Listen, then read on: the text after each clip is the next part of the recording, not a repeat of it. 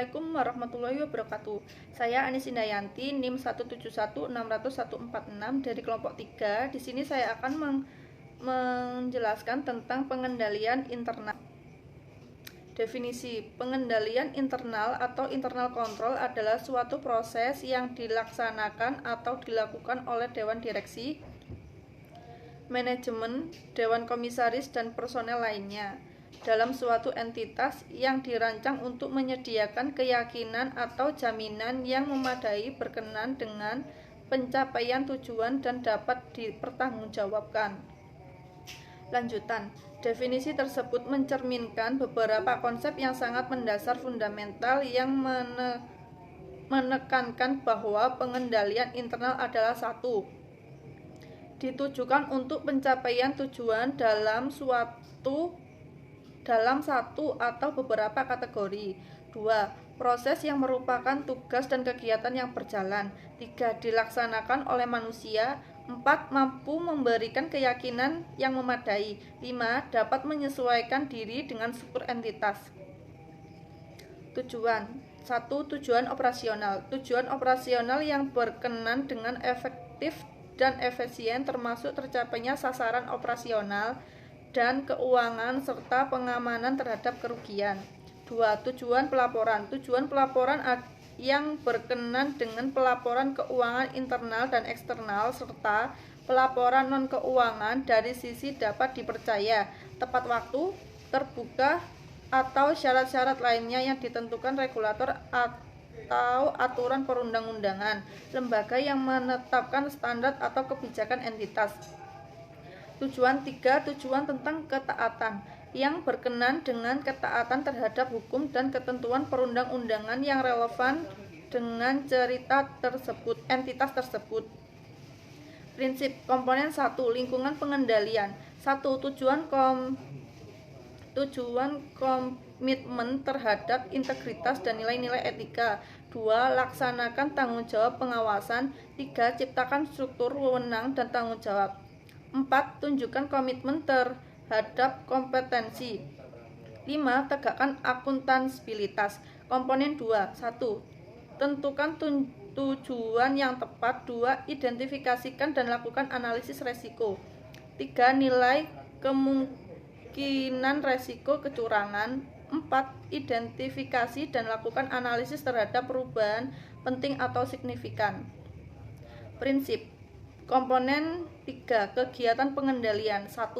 Pilih dan kembangkan kegiatan pengendalian. 2. Pilih dan kembangkan pengendalian umum terhadap teknologi. 3. Sebarkan melalui kebijakan dan prosedur. Komponen 4 atau informasi dan komunikasi. 1. Gunakan informasi yang relevan. Berkomunikasi secara internal, berkomunikasi secara eksternal. Komponen 5. Kegiatan pemantauan. 1. Lakukan evaluasi berkelanjutan atau evaluasi terpisah.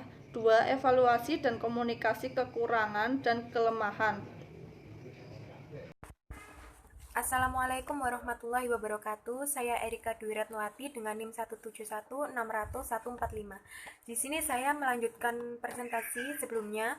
Sini ada lingkungan pengendalian. Lingkungan pengendalian merupakan landasan yang di atasnya sistem pengendalian internal dibangun dan dijalankan untuk yang pertama, mencapai tujuan-tujuan strategis, yang kedua, menghasilkan pelaporan keuangan yang dapat diandalkan, baik pelaporan keuangan untuk para pemangku kepentingan internal maupun eksternal.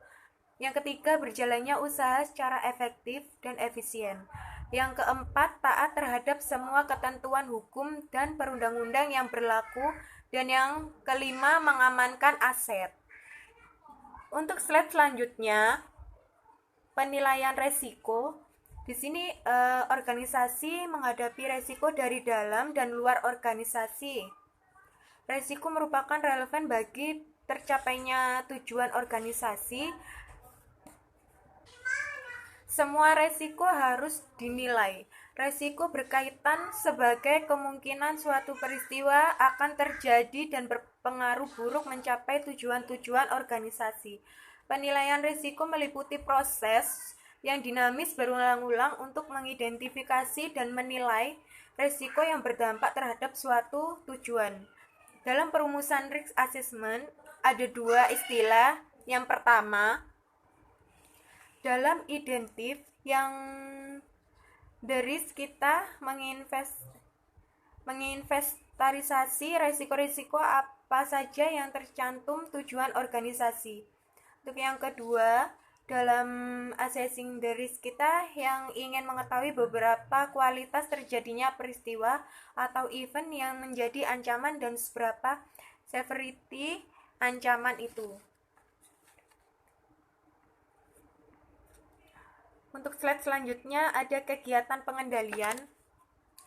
Di sini adalah kegiatan pengendalian merupakan tindakan yang diambil oleh Dewan Komisaris, manajemen, dan pihak-pihak lain untuk menangani resiko dan meningkatkan suatu tercapainya sebuah tujuan dan sasaran perusahaan.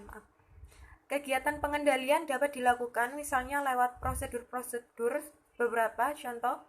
Yang pertama, otoritas dan persetujuan atas transaksi dan kegiatan. Yang kedua, pemisahan tugas. Yang ketiga, pengendalian atas pengembangan proyek dan kegiatan yang membawa potensi kerugian. Untuk yang keempat, pengendalian atas pengolahan dari perubahan yang akan dilakukan. Yang kelima, merancang dan menggunakan dokumen dan catatan. Yang keenam, pengamanan aset, catatan, dan data melalui pembatasan akses pada orang-orang yang sudah ditentukan. Untuk yang ketujuh, pengecekan hasil kerja dan kinerja orang lain. Yang ke-8, penggunaan aplikasi-aplikasi teknologi informasi pengendalian IPO. Sekian dari saya, terima kasih. Assalamualaikum warahmatullahi wabarakatuh. Saya Ida Pujawati, NIM 1716000009. Di sini saya akan melanjutkan presentasi sebelumnya, yaitu kegiatan pengendalian atau control activities. Kegiatan pengendalian adalah tindakan yang diambil direksi atau dewan komisaris, manajemen, dan pihak-pihak lain untuk menangani resiko dan meningkatkan suatu tercapainya tujuan dan sasaran perusahaan. Kegiatan pengendalian dapat dilakukan misalnya lewat prosedur-prosedur. Beberapa contoh sebagai berikut. Yang pertama, otoritas dan persetujuan atas transaksi dan kegiatan. Yang kedua, pemisahan tugas. Yang ketiga, pengendalian atas pengembangan proyek dan kegiatan yang membawa potensi kerugian. Yang keempat, pengendalian atas pengelolaan dari perubahan yang akan dilakukan. Yang kelima, merancang dan menggunakan dokumen dan catatan. Yang keenam, pengamanan aset, catatan, dan data melalui pembatasan akses kepada orang-orang yang sudah ditentukan. Yang ketujuh, pengecekan hasil kerja atau kinerja orang lain.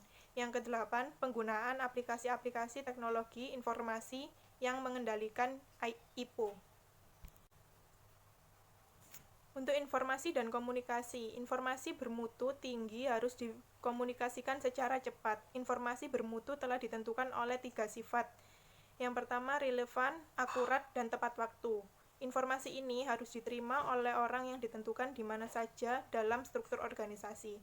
Komunikasi bukan saja dengan pihak-pihak di dalam organisasi, tetapi juga pihak-pihak seperti pelanggan, pemasok barang, auditor eksternal, regulator kementerian, atau dalam hal BUMN, dan lain-lain. Teknologi informasi memainkan peran penting dalam informasi dan komunikasi. Dalam perpajakan di Indonesia, misalnya informasi dikomunikasi lewat e-filing. Kegiatan pemantauan atau monitoring activities, monitoring dirancang dan dijalankan dengan benar. Organisasi akan mendapat waktunya karena monitoring memungkinkan sebagai berikut. Yang pertama, mengidentifikasi dan menyelesaikan masalah internal pada waktunya. Yang kedua, menghasilkan informasi yang lebih akurat dan terpercaya untuk pengambilan keputusan. Yang ketiga, menerbitkan sertifikat atau asersi secara periodik mengenai efektivitasnya pengendalian normal.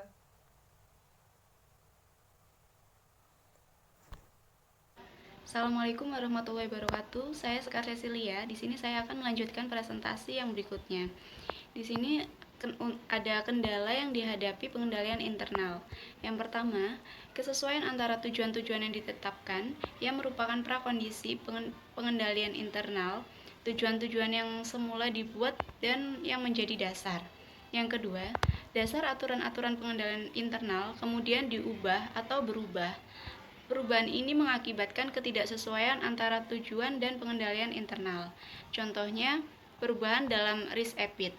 Dan yang ketiga, kesalahan manusia dalam membuat pertimbangan. Dalam pendekatan rules-based, pemimpin organisasi atau regulator mencoba menyederhanakan pengembalian keputusan, misalnya dengan menerbitkan aturan-aturan atau menentukan ukuran kuantitatif, misalnya besarnya kesalahan dalam rupiah tidak boleh melampaui 2%. Dan yang keempat, yaitu kesalahan. Misalnya kesalahan dalam pembukuan bisa terjadi karena kesalahan manusia. Kesalahan ini sering terjadi karena rutinitas, kejenuhan, atau konsentrasi. Yang kelima, pimpinan bisa saja memutuskan lain dari aturan. Yang sering digunakan pimpinan adalah kesalahan itu tidak material, jika batas material atau tidaknya merupakan kewenangan beliau.